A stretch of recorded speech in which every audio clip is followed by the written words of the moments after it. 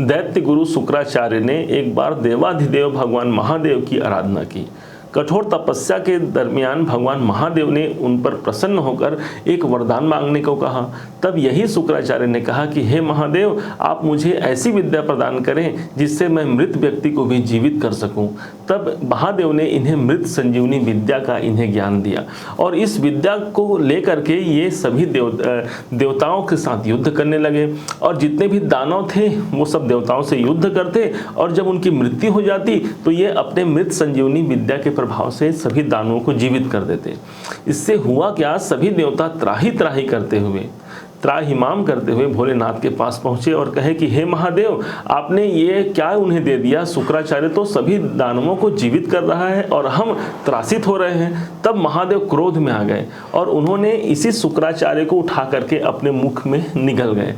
अब देखा कि शुक्राचार्य जी बाहर निकलने का कोई रास्ता नहीं दिख रहा है, बहुत समय व्यतीत हो गए। तब इन्होंने भगवान शिव के लिंग मार्ग से ये बाहर निकले और जैसे ये बाहर निकले भगवान महादेव ने इसको मारने के लिए त्रिशूल का प्रहार करना चाहा। तभी माता पार्वती आकर के भगवान शिव शंकर को रोक दिए और कहे कि हे महादेव, आप इसे क्यों मारते हैं? ये आपके लिंग मार्ग से बाहर निकला है, इसलिए यह आपका पुत्र हुआ। और तभी से यह शिव पुत्र के रूप में इन्हें माने जाने लगे। और भगवान शंकर जी ने आशीर्वाद दिया कि तुम 9 ग्रहों में तुम्हारा आधिपत्य होगा और तुम धन के अधिष्ठाता के रूप में 9 ग्रहों में विराजमान रहोगे।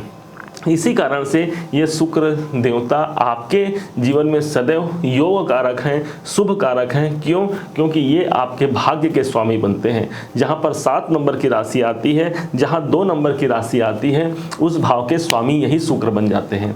आपने देखा होगा कि 7 जुलाई सन 2023 का वो दिन था जब यही शुक्रदेव आपके पंचम भाव पर गोचर वश प्रवेश किए थे। परंतु जैसे ही 23 जुलाई सन 2023 का दिन आएगा वैसे ही यही शुक्राचार्य वक्री स्थिति में आ जाएंगे। ये वक्री स्थिति में आना कोई सामान्य बात नहीं, सावन का यह महीना और भगवान शंकर की अनुकंपा ही है जो ये आपके भाग्य के स्वामी वक्री स्थिति में आ रहे हैं। कहाँ पर हो रहे हैं? तो सप्तम भाव पे। किसी ग्रह का वक्री होना आप ये समझिएगा उनमें 3 गुना चेष्टा बल की वृद्धि हो जाना। चेष्टा बल किसे कहेंगे? चेष्टा का अर्थ होता है किसी बात को लेकर के बहुत अधिक हम गंभीर हो जाएं और उस पर बहुत फोकस करते हुए अपने कार्य को करें। तो इसी कारण ये शुक्र के पास क्या आ गया? चेष्टा बल आ गया और इनके अंदर 3 गुना की कैपेसिटी आ गई उस भाव के इवेंट को देने के लिए। ये जिनके राशि पर वक्री हो रहे हैं, सूर्य की राशि है और आपसे सप्तम भाव पर है, तो इसका सीधा सीधा मतलब होगा आपके भाग्य कहाँ चले गए? आपके सप्तम भाव पर। यदि आपका प्रोफेशन का काम है, यदि आप बिजनेस करते हैं, तो ये मानिए यहाँ पर दसम भाव से दसम भाव होने के कारण ये सप्तम भाव भी आपका कैरियर का भाव है। कैरियर में आपको भाग्य का साथ मिलना। देखिए, एक तो हमारे पास अपना स्वयं का सामर्थ्य होता है और जब भाग्य का साथ मिल जाता है इसका मतलब आप ये मानिए कि साक्षात हमारे ईश्वर का साथ हमें मिल गया। सप्तम भाव पर शुक्र का आना भाग्य के प्रभाव से हमारे कैरियर में ग्रोथ की संभावना यहाँ पर सर्वाधिक हो जाती है। माना जाता है शुक्र जहाँ पर समाहित होते हैं, जहाँ पर ये बैठे हुए होते हैं, वो भाव सुंदर हो जाता है, जागृत हो जाता है। आपके सप्तम भाव पर ये स्थिति बनी हुई है, मतलब हमारे व्यापार में सुंदरता आ जाएगी। व्यापार यदि किसी कारण से प्रॉब्लम में है वहाँ पर अच्छाई आ जाएगी। ध्यान रखिएगा, मृत संजीवनी विद्या इन्हीं शुक्राचार्य जी के पास है। तो जब आपके सप्तम भाव पर वक्री होंगे तो कितना फोर्स से आपके व्यापार को, आपके कैरियर को अच्छा बनाएंगे, आपके नौकरी को भी यहाँ पर प्रभावित करेंगे। क्योंकि दसम भाव हमारा नौकरी है और दसम भाव से दसम भाव होने के कारण हम जो भी कार्य करते हैं ये सब हमारे कैरियर के अंतर्गत ही आता है। सप्तम भाव पर शुक्र का वक्री होना इस बात की प्रामाणिकता सिद्ध भी करता है कि यदि आपका विवाह नहीं हुआ है तो वैवाहिक जीवन में प्रवेश के लिए ये बहुत उपयुक्त समय रहेगा। इस समय आपको एक सुंदर जीवन साथी की यदि तलाश है वो आपको प्राप्त हो सकता है। साथ में यदि आप ऑलरेडी शादीशुदा हैं, दाम्पत्य जीवन में आप ऑलरेडी प्रवेश कर चुके हैं, तब तो भाई कहना ही क्या। शुक्र स्वयं प्रेम और सौंदर्य का ग्रह है, मिठास का ग्रह है, तो इसलिए दाम्पत्य जीवन में भी भी यहाँ प्रेम और माधुर्य बनी होगी, आपसी तालमेल बहुत अच्छे होंगे, पति पत्नी का समावेश यहाँ अच्छा होगा। कुल मिलाकर के भाग्य का सपोर्ट भी आपको जीवन साथी से मिलेगा नवम भाव के स्वामी होने के कारण। अब साथ ही साथ आपको यह समझना है, यही शुक्र इस समय पर आपके चतुर्थे से सदैव के लिए, और इस समय पर जब ये वक्री रहेंगे 23 जुलाई से लेकर के 7 अगस्त तक आपके सप्तम भाव पर रहेंगे। इसका मतलब आपके सुख कहाँ चले गए, आपकी सुखी जीवन आपके सप्तम भाव पर चली गई, मतलब आपके फिर से बिजनेस स्थान और आपके दाम्पत्य स्थान के लिए, आपके दाम्पत्य जीवन के लिए इससे बड़ा योग नहीं है। किसी प्रकार से यदि आपसी मनमुटाव है दाम्पत्य जीवन में, इस समय पर उसमें सरलता से उसमें रस कायम होगा, आपको ये समझना चाहिए।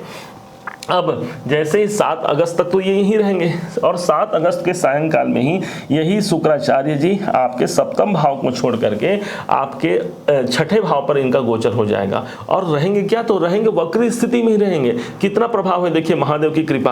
अब ये जैसे ही आपके छठे भाव पर जाते हैं, इसका मतलब ये कब तक रहेंगे, तो 7 अगस्त से लेकर 4 सितंबर तक तो ये वक्री रहेंगे, और पुनः ये मार्गी होकर के 1 अक्टूबर तक आपके छठे भाव पर रहेंगे। इस दरमियान क्या फल मिलेगा, इस दरमियान यह फल मिलेगा कि भाई भाग्य के स्वामी उठ करके छठे में आ गए हैं, तो अब शुक्र की स्थिति छठे भाव में हो गई। तो इसका मतलब हो गया भाग्य के स्वामी उठ करके छठे में आना। आप सीधा ये समझिए, यदि किसी कारण से हमारे स्वास्थ्य संबंधी समस्याएं चल रही हैं, कोई रोग हमको पीड़ित अवस्था में है, तो शुक्र को क्या कहा गया है, सौंदर्य कहा गया है। तो उस रोग में, उस कष्ट में भी हमको सौंदर्यता आ जाएगी। यदि कोई कर्जे चल रहे हैं, तो कर्जे के लिए मुक्ति के लिए भी कोई एक अच्छा वातावरण कायम हो सकता है। इस समय पर आप किसी स्त्री पक्ष से भी लाभ प्राप्त कर सकते हैं, या उनसे जुड़ करके आपके समस्याओं का निराकरण भी हो सकता है। साथ ही आपके चतुर्थेश हैं, तो चतुर्थेश होने के कारण आपको क्या होगा, इस टाइम पर यदि आप होम लोन लेना चाहते हैं या अपने बिजनेस लोन लेना चाहते हैं, किसी भी प्रकार से आप लोन लेना चाहते हैं बैंक से, और बहुत दिनों से ये पास नहीं हो रहा है, तो ये समय होगा, वहां पर आपको अनुकूलता देखने को मिल सकती है, आपके लोन यहां पर प्रभावी हो सकते हैं। घर पर भी कोई खर्च होने की संभावना यहां पर हो सकती है। अब विशेष तौर पर आपको समझना है इस शुक्र के इस सुंदर प्रभाव को, जो कि कुंभ राशि के स्वामी शनि होते हैं और इनके परम मित्र हो जाते हैं यही शुक्रदेव। तो इस समय पर एक स्फटिक का शिवलिंग आप ला सकते हैं अपने घर पे। ये साक्षात इन्हीं शुक्र ग्रह को रिप्रेजेंट करता है।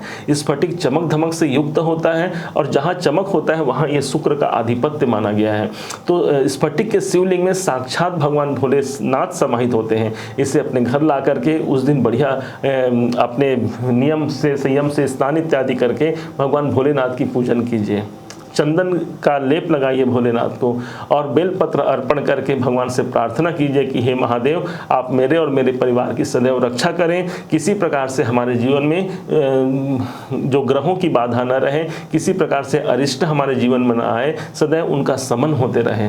भगवान भोलेनाथ स्फटिक के शिवलिंग में बहुत प्रसन्नता मिलती है। साथ ही साथ माना जाता है कि स्फटिक का शिवलिंग जहाँ होता है उस स्थान पर माता लक्ष्मी भी निवास करती है। तो धन का भी आपको साथ मिल गया, क्योंकि धन की अधिष्ठात्री देवी मां लक्ष्मी को ही माना गया है।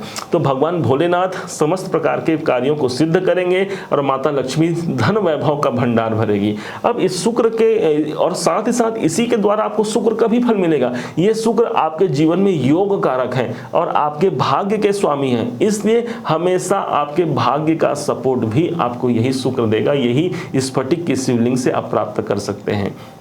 साथ ही साथ आपके चतुर्थेश हैं, तो आपके जीवन में जितने भी भूमि, भवन, वाहन, मकान, आपकी जो भी प्रॉपर्टी है, उन सब प्रॉपर्टी के कारक ही यही शुक्राचार्य जी होते हैं। इसलिए आपके ये सबसे ज़्यादा योग कारक ग्रहों में से एक हैं। आपके जीवन में सभी बढ़ोतरी का एक संकेत यदि आपको चाहिए, तो इन शुक्र को सदैव आपको ध्यान में रखना चाहिए। और इस सावन मास में आपको भोलेनाथ की आराधना को कभी नहीं भूलना चाहिए। आपके लिए तो भाई सदैव वरदानी होते हैं भोले बाबा, और इसी वरदान स्वरूप आपके जीवन में ऐसा सुंदर संकेत भगवान महादेव ने दिया है। उम्मीद है आप सबने इसे समझा है, सबने इसे जाना है। यदि आपने इसे समझा है, जाना है, मेरे समझाने का प्रयास यदि आपको सार्थक लगा है, तो अपना प्यार भरा लाइक और कमेंट करना मत भूलिएगा। आपके लाइक और कमेंट हमें बहुत मोटिवेशन प्रदान करते हैं। और हाँ, यदि अभी तक आपने चैनल को सब्सक्राइब नहीं किया है, सब्सक्राइब भी कीजिएगा। पुनः एक बार फिर आप सभी का दिवस मंगलमय हो, इन्हीं शुभकामनाओं के साथ ओम नमः शिवाय।